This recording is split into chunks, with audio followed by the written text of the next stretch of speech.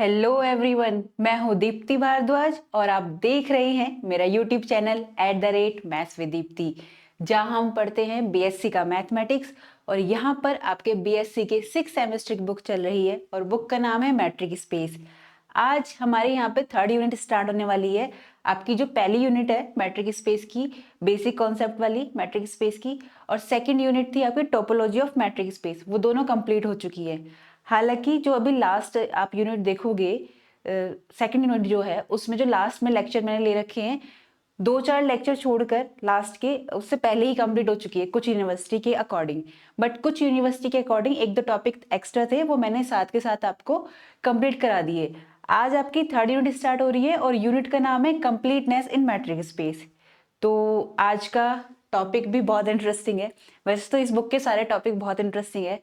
तो आप आगे बढ़ने से पहले मैं आप सभी से यही कहना चाहूंगी कि जो भी मेरे चैनल पे नए हैं वो मेरे चैनल को सब्सक्राइब कर लें और हिट द बेल आइकन, ताकि आने वाले सभी अपडेट आपको टाइम टू टाइम मिलते रहे।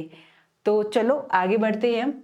और एक बात और, जिन्होंने मेरी वीडियोस को लाइक नहीं किया वो लाइक कर दे और शेयर करें अपने दोस्तों के साथ। तो चलिए आगे बढ़ते हैं। आज का हमारा टॉपिक है सीक्वेंस। हम सीक्वेंस पढ़ेंगे मैट्रिक स्पेस में। हालांकि आप सीक्वेंस से पहले फैमिलियर होंगे, हमने रियल एनालिसिस में पढ़ा था।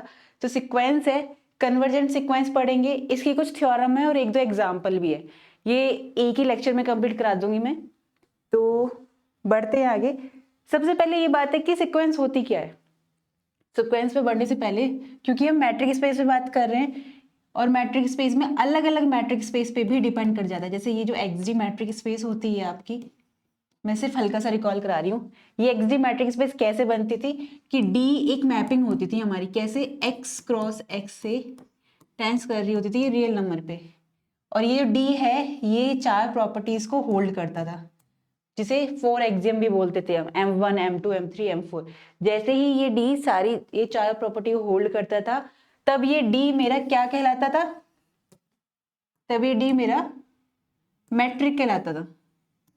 किस पे? ऑन एक्स पे, क्योंकि एक्स कोई नॉन एम्प्टी सेट था।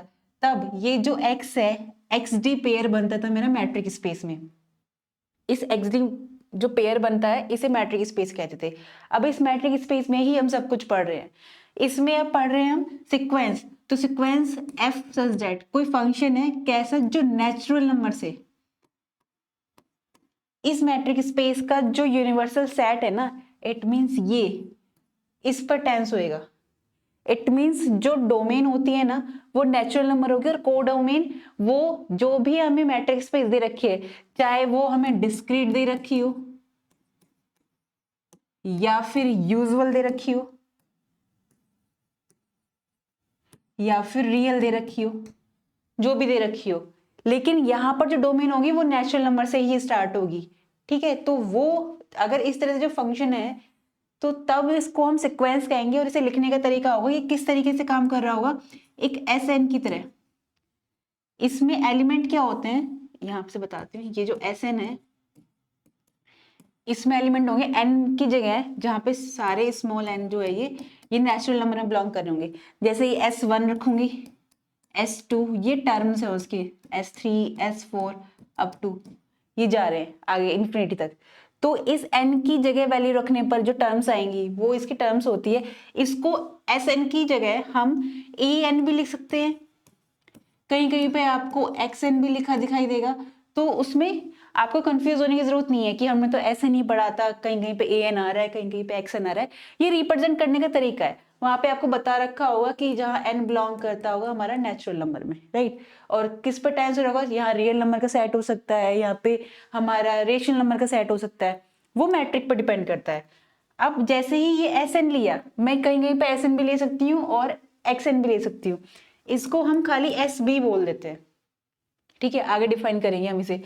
तो अगर देखा जाए तो एक सीक्वेंस हो, इसको हम सीक्वेंस कब कहेंगे, जब इसमें इस तरह से टर्म्स आ रहे होंगे S1 S2 S3 S4, और ये फंक्शन जो होगा, ये जो डोमेन है ये नेचुरल नंबर का सेट होगा, जो उस मैट्रिक स्पेस का जो एक्स होगा उस पर टेंस हो रहा होगा।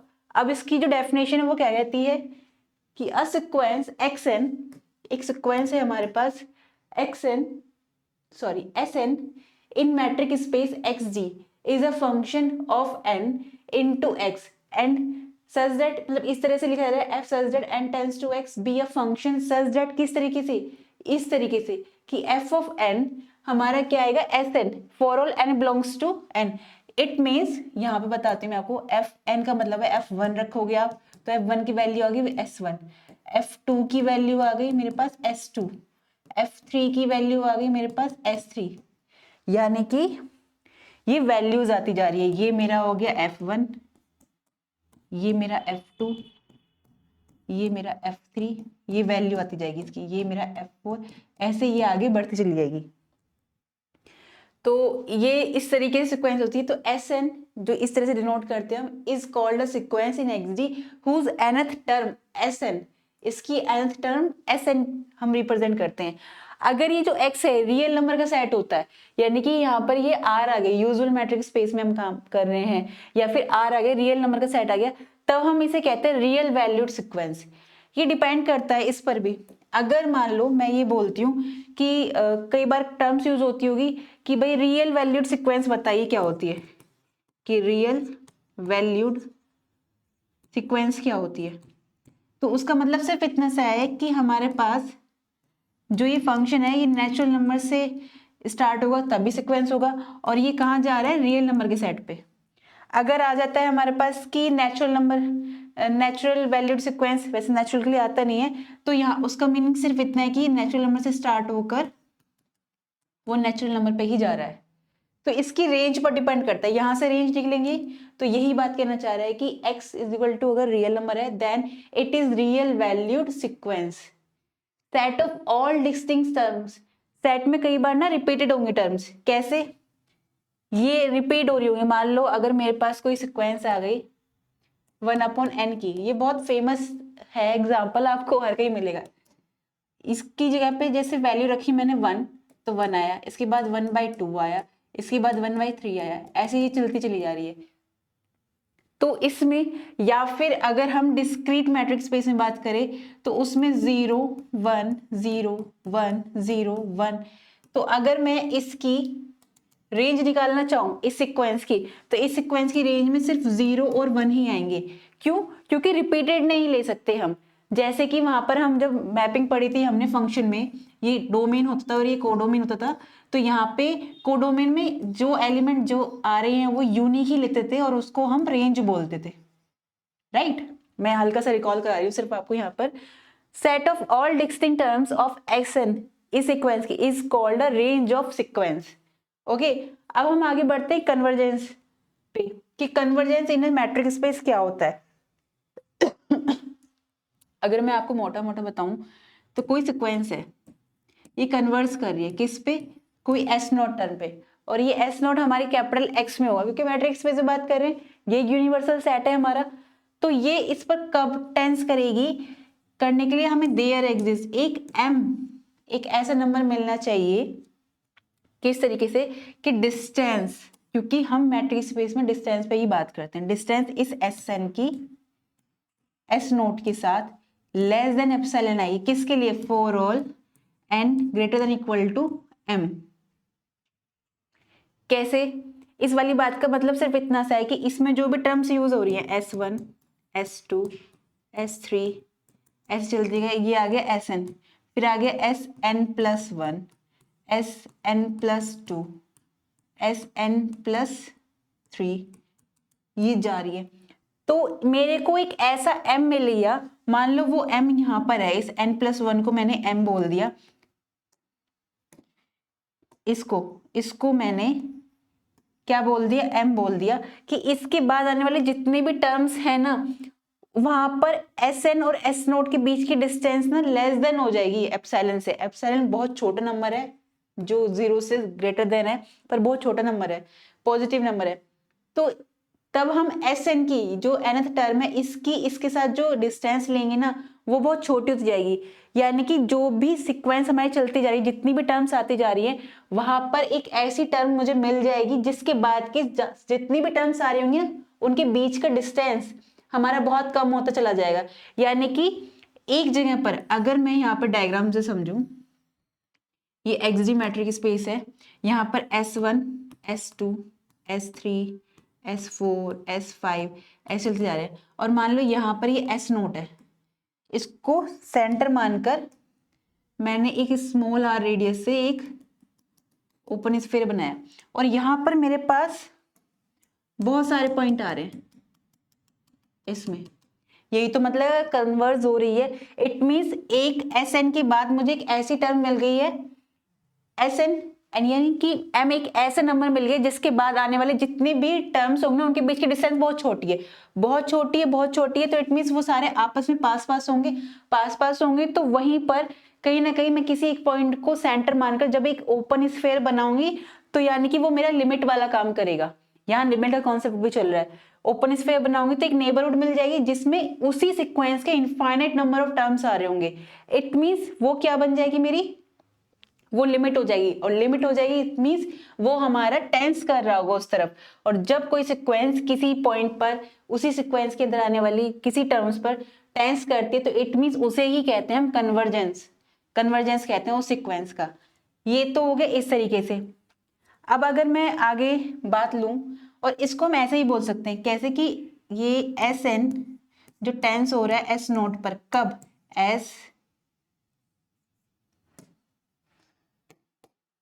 हम ये बोल सकते हैं डिस्टेंस जो होगी ना SN और S नोट के बीच की, ये 0 की तरफ जाएगी कब, as n tends to infinity. जैसे जैसे हम आगे बढ़ते जाएंगे उतने के लिए। अब अगर मैं एक एग्जांपल और लूं यहाँ पर आपके लिए, वैसे डेफिनेशन अब यहाँ पर आती है। अब यहाँ पर डेफिनेशन समझते हैं। मैंने एक आपको हल्का सा पहले बता दी कैसे होता है। मैट्रिक स्पेस में बात कर रहे हैं, उसमें कोई सिक्वेंस है हमारी, वो सिक्वेंस कैसी है, SN is set to be converse to a point S naught जो कि X में आ रहा है, X से बाहर तो जा ही नहीं सकता। इफ डिस्टेंस SN से S नोट के बीच की जो डिस्टेंस है टेंस टू 0 होगी कब, जब n टेंस टू इन्फिनिटी जा रहा होगा। कैसे कि फॉर एप्सिलॉन एप्सिलॉन जो होगा ग्रेटर देन होगा 0 से, तो देयर एग्जिस्ट एक n एप्सिलॉन है। ये n एप्सिलॉन से ना डरना मत या घबराना मत कि ये क्या आ गया। इसका मतलब वही कोई एक वैल्यू मिल जाएगी। जैसे वहां पे m मिल गया था, या तो मैं यहाँ पे कोई एक ऐसा नंबर ले ली थी n नोट, जो आपको फैमिलियर हो रहा होगा कि एक ऐसा n नोट एग्जिस्ट करेगा जहां n ग्रेटर देन होगा उस n नोट से, है ना, ये कैलकुलस में आपने पढ़ा होगा। तो इसलिए यहां से जो n एप्सिलॉन का मतलब सिर्फ इतना सा है जो इस पर डिपेंड है, इसलिए n एप्सिलॉन लिया, नहीं तो यहाँ पे आप n नोट भी ले सकते हो। तो there exist n epsilon such that, किस तरीके से कि SN और S नोट के बीच का जो डिस्टेंस है वो एप्सिलॉन से छोटा हो जाएगा। किसके लिए, फॉर ऑल, ये जो n एप्सिलॉन नंबर लिया ना, नहीं वो जो m नंबर लिया उस m के बाद आने वाले जितने भी टर्म्स होंगे ना उनके लिए, यानी n एप्सिलॉन से आने किसी बड़ी जितनी भी टर्म्स आ रही होंगी ना, आगे आने वाली जितनी भी टर्म्स होंगी उन सब के लिए। For each epsilon greater than 0, देखो या तो इस तरह से समझो, या फिर इसकी एक डेफिनेशन ये भी है कि फॉर ईच जितने भी एप्सिलॉन आ रहे होंगे जो 0 से बड़े होंगे उसके लिए एक ऐसा n एप्सिलॉन एग्जिस्ट करेगा। किस तरीके से कि SN जो है ये मेरा, ये इसके अंदर आ रहा है। किसके अंदर आ रहा है, ये ओपन स्फीयर है, ये मेरा ओपन स्फीयर है, ठीक है। S नोट सेंटर है और एप्सिलॉन रेडियस है।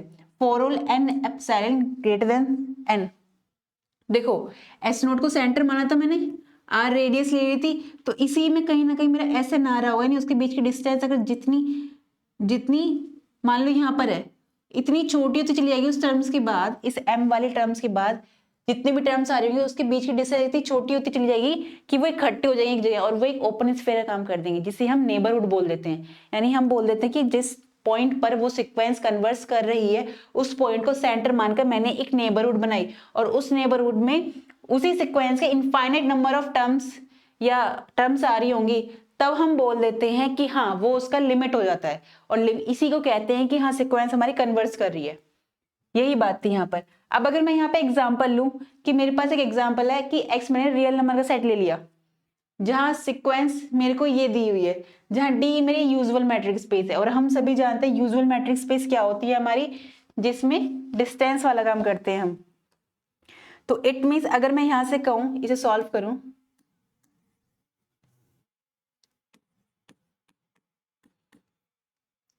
क्या कि डिस्टेंस लूंगी मैं एस एन और एस नोट के बीच की कोई एस एन, वैसे अगर मैं यहाँ से देखूं तो मुझे यहाँ से दिख रहा है कि 1/2 की पावर एन जो है किसकी तरफ टेंस हो रही है, 0 की तरफ टेंस हो रही है। अब एक इंटरेस्टिंग बात यहाँ पर ये है कि हम सभी जानते हैं -1 से 1 के बीच की जितनी भी टर्म्स आ रही होंगी ऐसे ये रेशनल में, उसकी nth पावर कर दो, जैसे 1/2 की पावर मैंने nth कर दी और ये n मेरा टेंस कर रहा है इन्फिनिटी की तरफ, तो उसकी वैल्यू वो 0 की तरफ टेंस करेगा, तो वो मेरा 0 की तरफ टेंस करेगा, ये हम सभी जानते हैं। तो अगर हम यहाँ से देखें तो हमें यहाँ से दिख रहा है कि हाँ इसका लिमिट क्या है, इसकी जो लिमिट है वो 0 है। पर अगर जैसे ही मैं इसका मैट्रिक स्पेस जो है रिस्ट्रिक्ट कर दूं, मींस अगर मैंने ले लिया 0 और 1 कि ये x है, एक्स मैट्रिक स्पेस में ये और d, यानी ये x हो गया और ये d हो गया, इतना वाला पार्ट ये x हो गया और ये d हो गया, तो इसके लिए ये मेरा क्या कहलाएगा, इसके लिए ये मेरा इस सेट के अंदर नहीं आ रहा, लेकिन डेफिनेशन क्या कहती थी कि इस सेट के अंदर आना चाहिए कन्वर्ज होने के लिए। तो यहाँ पर अगर मैं 1/2 की पावर n लूँ, टेंस कर रहा है 0 पे, हमें पता है इसका लिमिट ये है, लेकिन जैसे ही 0 और 1 ले लूँ मैं d, तो हाँ ये कन्वर्ज हो रहा है। अब इसकी मैट्रिक स्पेस ये है, यानी कि डिपेंड किस पे करता है, xd पर। अब यहाँ पे जैसे ही मैं रियल नंबर का सेट ले रही हूँ, इट मीन सारे पॉजिटिव नेगेटिव आ रहे हैं विद 0, तो यहाँ पे Sn लिया मैंने, ये वाली सिक्वेंस आई, तो यहाँ पर Sn 0, Sn जो टर्म होगी और 0 पे कन्वर्ट कर रही है, तो इट मीन्स यहाँ पे क्या आएगा Sn -0, इट मीन्स Sn की वैल्यू क्या है 1/2 की पावर n,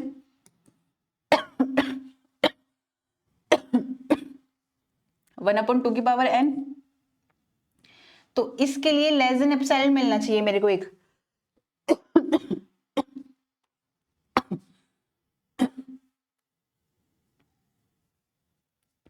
तो अगर इसको मैं सॉल्व करूं यहां से, तो 1/2 की पावर n मॉडल्स में बच जाएगा, लेस देन एप्सिलॉन होगा, यहां से मेरे पास आया ये 1/एप्सिलॉन ग्रेटर देन 2 की पावर n। अगर मैं इसको इस तरह से लिखूं कि 2 की पावर n, ये देखो कि 2 की पावर n लेस देन है 1/एप्सिलॉन से, तो यहां से log ले लूंगी दोनों तरफ का, तो n log, ये हम कैलकुलस में पढ़ चुके हैं तो इसलिए मैं इसको, ये इजी है करना, log लिया दोनों तरफ, फिर इसको सॉल्व किया हमने, तो क्या आया n की वैल्यू लेस देन ये log 1/एप्सिलॉन अपॉन log 2, ये बेस में चला जाएगा n ग्रेटर देन, तो log 2 और 1/एप्सिलॉन, और यही मेरी किसकी वैल्यू हो गई, ये मेरी वैल्यू हो गई n एप्सिलॉन। देखो एप्सिलॉन पे डिपेंड कर रहा है ना ये, इसलिए n एप्सिलॉन लिया, चाहे तो अगर उसके अकॉर्डिंग लूँ तो इसको मैं n नोट भी ले सकती हूँ या फिर मैं इसको m भी मान सकती हूँ, है ना, ये वाला m, कि एक ऐसा m एग्जिस्ट कर रहा है जिसके बाद आने वाली सारी टर्म्स मेरी क्या होगी, जिसके बाद आने वाली मेरी सारी टर्म्स, कि इसी को मैंने n एप्सिलॉन मान लिया, कि इसके बाद आने वाली सारी टर्म्स जो होंगी वो इतने पास में होंगी कि उनके बीच के डिस्टेंस टेंस करेगी 0 की तरफ, कब, जब n टेंस टू इन्फिनिटी होगा। तो इसलिए मैं अगर यहां से कहूं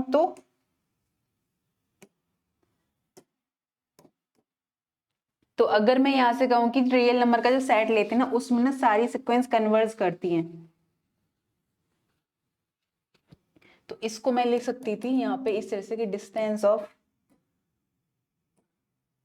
Sn 0, या फिर Sn के बाद लेस देन एप्सिलॉन करूंगी for all n greater than equal to n epsilon, लिख दिया हमने उसी फॉर्म में जैसे कन्वर्स कर रही है। ये कैसे कि Sn टेंस करेगी S नोट पे, इट मीन्स 0 पे, कब, as n tends to infinity, इसका मतलब यही है ना।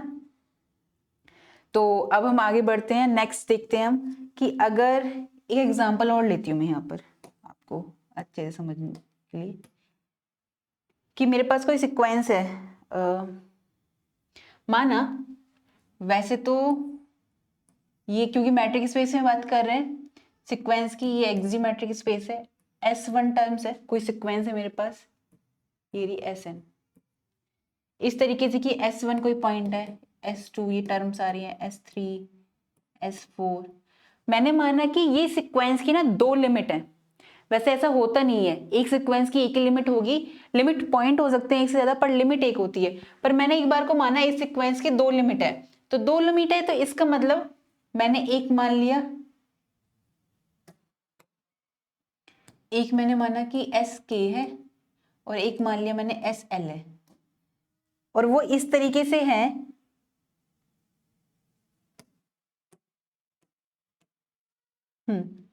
और SL है। तो इस तरीके से माना कि इसको सेंटर मानकर मैंने जैसे ही ये ओपन स्फेयर बनाया, ठीक है, और एक मैंने यहां बनाया। इसमें बहुत सारे पॉइंट आ रहे होंगे, इसके अलावा इसमें बहुत सारी टर्म्स आ रही होंगी, यानी कि मुझे एक ऐसी वैल्यूज मिल रही हैं इसमें, SN के बाद मेरे को एक कुछ टर्म्स ऐसी मिल रही है, नहीं M नंबर के बाद कुछ टर्म्स ऐसी मिल रही हैं जो यहाँ पर भी टेंस हो रही हैं और इधर भी टेंस हो रही हैं। तो यहाँ पर इस तरह से टेंस हो रही है कि इन दोनों के बीच में कुछ भी कॉमन नहीं है। तो इट मीन्स मैं बोल सकती हूँ कि अगर ओपन स्फीयर बनाऊं मैं SK, और इसकी रेडियस अगर मैं लूं, इसकी रेडियस ले लेती हूँ मैं R, इनकी रेडियस मैंने R ले ली दोनों की, ये इंटरसेक्शन S, ये ओपन स्फीयर बनाया SL और R, इसके बीच में ना कुछ भी इंटरसेक्शन नहीं कर रहा, मतलब कुछ भी कॉमन नहीं आ रहा है, जो कि हमें यहाँ पे दिख भी रहा है, ये इस तरीके से जा रही है। तो अगर मैं यहाँ पे कोई एक ऐसा एलिमेंट ले लूं यहाँ पर,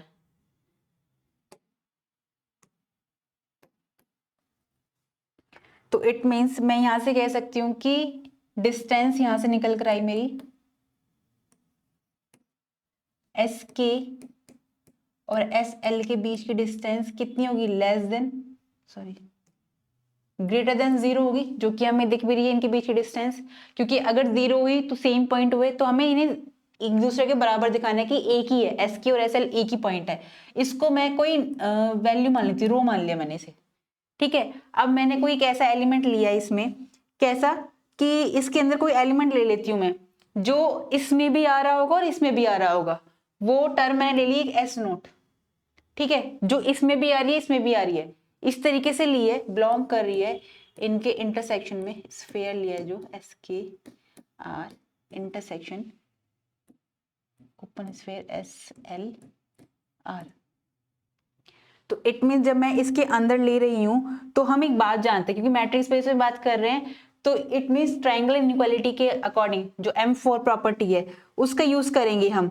कैसे यूज करेंगे हम, कि डिस्टेंस ले रहे हैं हम SK और SL के बीच में, वो लेस देन इक्वल टू होगी किससे, डिस्टेंस बिटवीन SK S0, क्योंकि ये भी SK जो है S0 की तरफ टेंस हो रही है, SK जो है टेंस हो रही है S0 की तरफ, और SL भी टेंस हो रही है S0 की तरफ, किसके लिए, for all n greater than equal to N1 epsilon ले लिया मैंने, यहाँ पे भी for n greater than equal to N2 epsilon ले लिया, जिसकी तरफ हो रही है। तो यहां से प्लस डिस्टेंस SL और S0, राइट।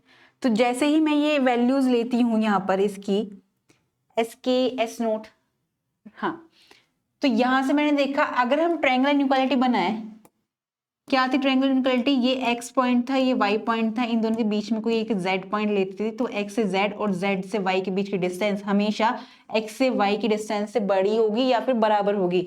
तो यहाँ पर अगर S0 इधर आ जाए तो हम कर सकते हैं कैसे, कि इसको मैं लिखते हैं distance SK S0 plus distance S0 SL, कैसे, बाई सिमेट्रिक प्रॉपर्टी, बाई या फिर बाई M2, देखा इन सबका यूज हो रहा है। अब मैं एक बात जानती हूं, इसकी वैल्यू क्या थी मेरे पास, SK और S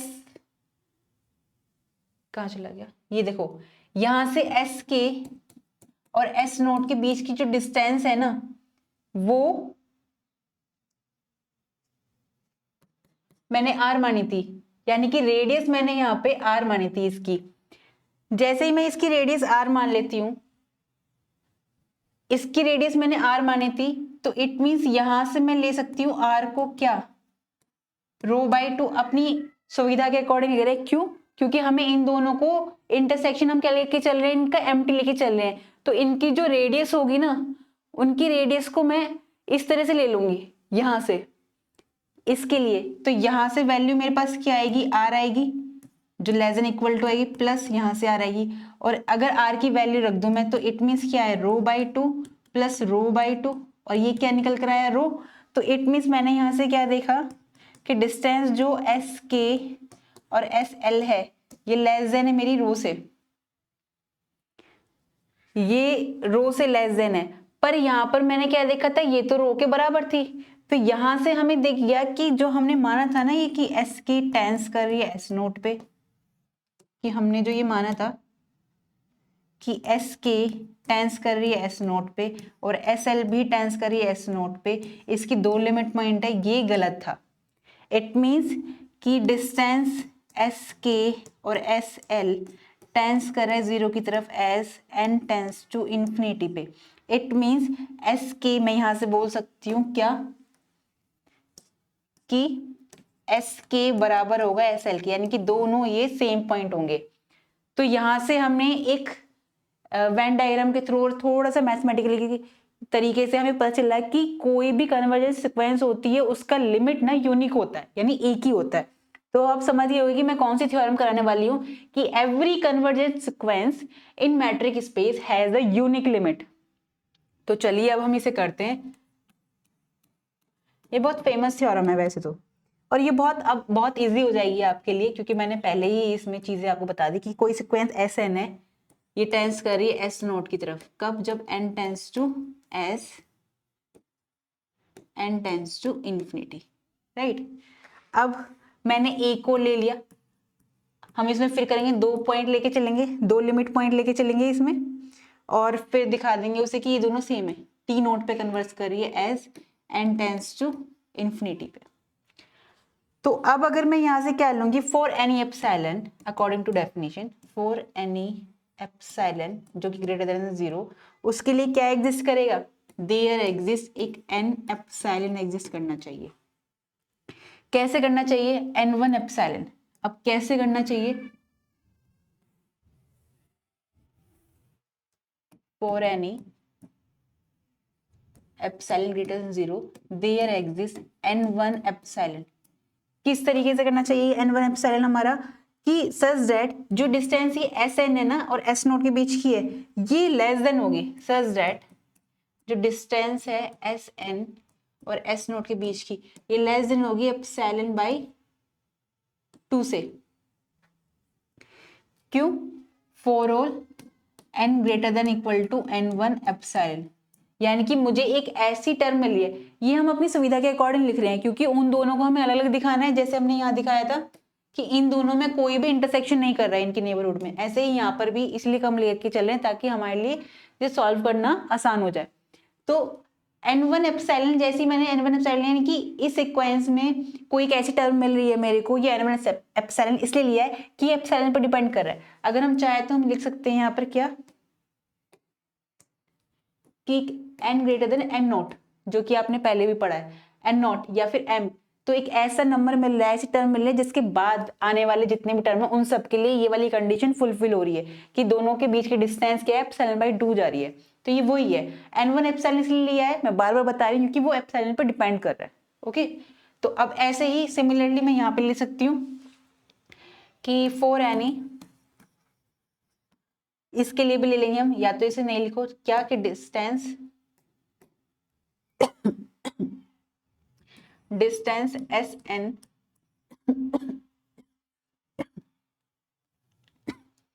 S n T naught less than epsilon by 2, इसके लिए भी हो जाएगा for all n greater than equal to n2 epsilon. कोई ऐसे लिख सकते हैं। अब इन दोनों को हम ऐड कर देंगे।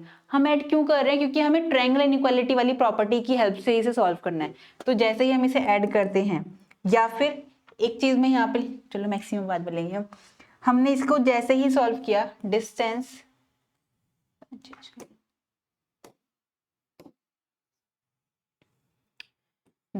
ले रहे हैं हम किसके बीच की, एस एन के बीच की लेंगे और किसके बीच की लेंगे, एस नोट और टी नोट के बीच की डिस्टेंस लेंगे, एस नोट और टी नोट, क्योंकि इन दोनों को हमें सेम दिखाना है ना बाद में, इसलिए इन दोनों के बीच की डिस्टेंस लेंगे और वो किससे छोटी आएगी, less than is equal to distance S n S naught plus distance S n T naught, क्योंकि एस एन यहाँ पे कन्वर्स करिए, ये यहाँ पे कन्वर्स करिए, हम लेके चले थे, तो ये किसकी हेल्प से आ गया, बाई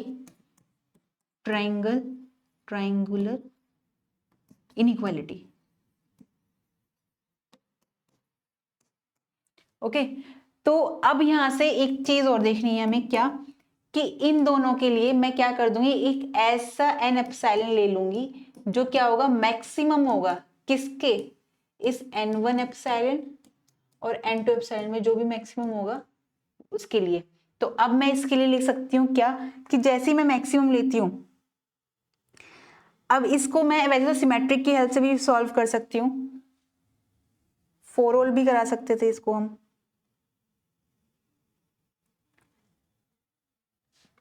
ठीक है।